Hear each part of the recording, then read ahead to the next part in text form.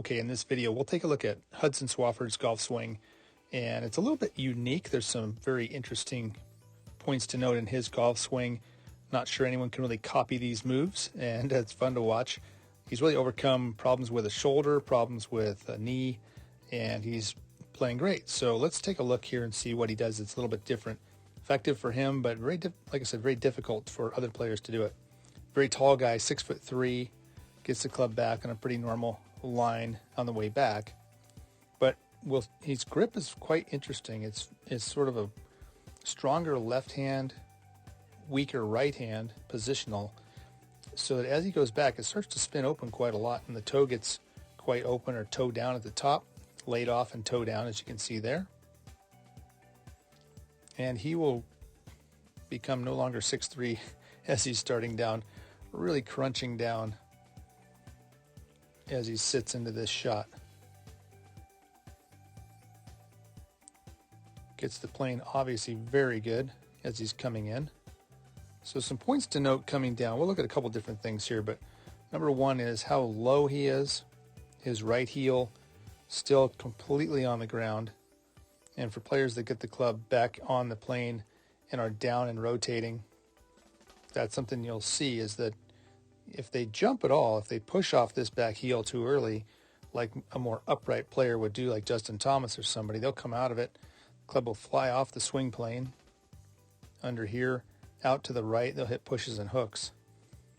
But for him, when he's playing his best, I'm sure he feels like he's sitting down, getting incredibly low, and right back on the plane at impact. Look at that right heel still down on the ground way after impact. So incredible flexibility, probably well beyond normal flexibility in the hips, back, to get these positions.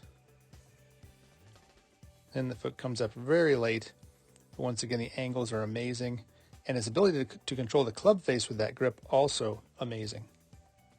From this view here, we can see a little bit more of that grip where the right hand sits more over to the left, the left hand sitting more over to the right. So quite interesting grip.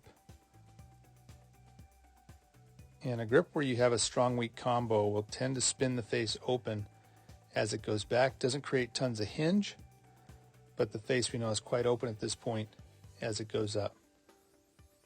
So a fair amount of hinge on this one, not fully set like you see some players do on the backswing. And like we said, that down movement, if you look at his height change here,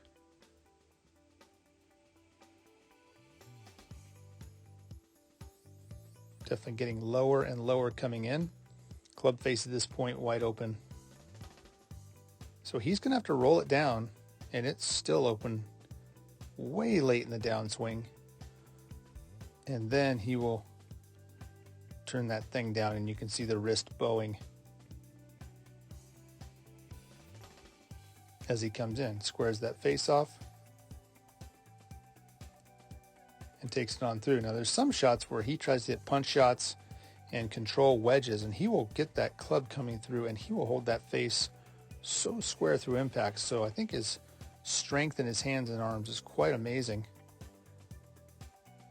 And like I said, the flexibility he has in terms of the muscular flexibility is also amazing.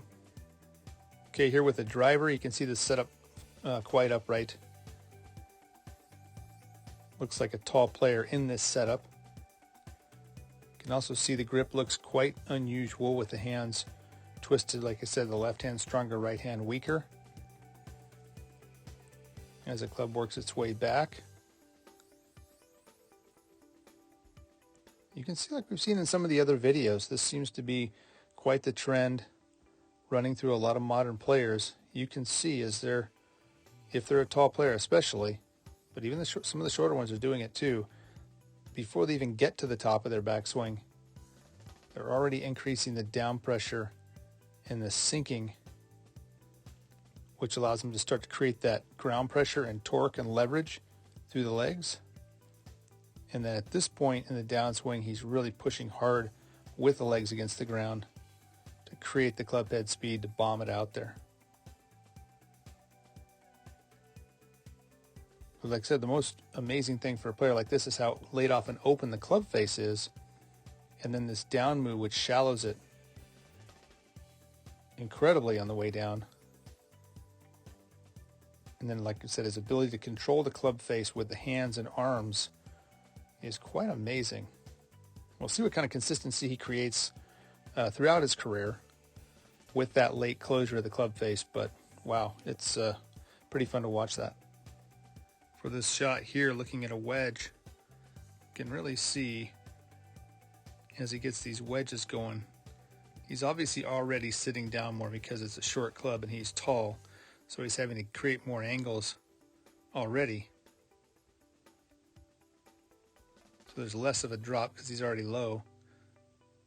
But as he comes in, especially this frame right here, you can see if you look at those hands, there's no rollover of that club face whatsoever. So he's very aware of the club face coming in and holding it square. And even at that point, the club head is way out on this side of his hands. He's just holding on, staying in those angles, rotating, very Trevino-esque at this point. And that keeps that club face from twisting over. That gives you less whipping action and more control of the distance.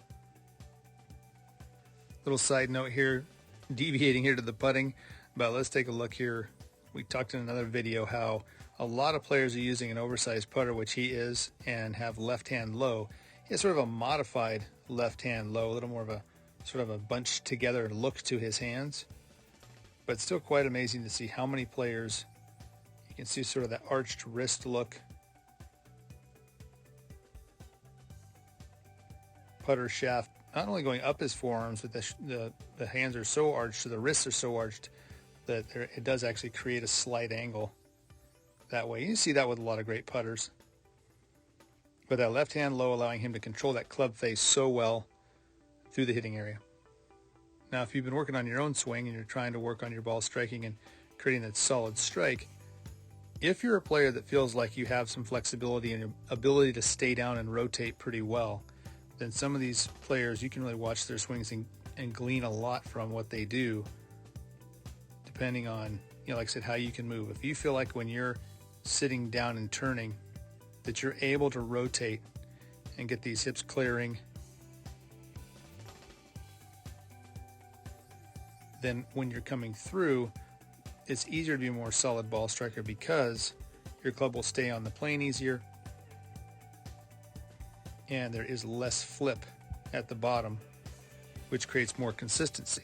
If you're a player, however, who feels like it's very difficult to stay down and rotate, then some of these modern swings are not as easy to copy, and you'd be better off swinging the club more upright and creating a little more upright motion of the swing, not that upright, but certainly more this way, and not being as much of a staying down rotator, but more of a player who's using the hands and arms, more old school Tom Watson type of a swing.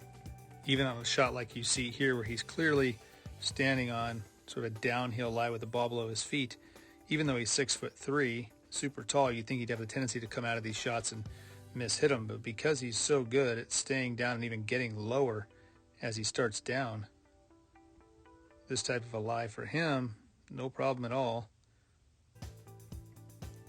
because he gets so low. I mean, look how low that is for a big guy, and he stays right in it all the way to impact.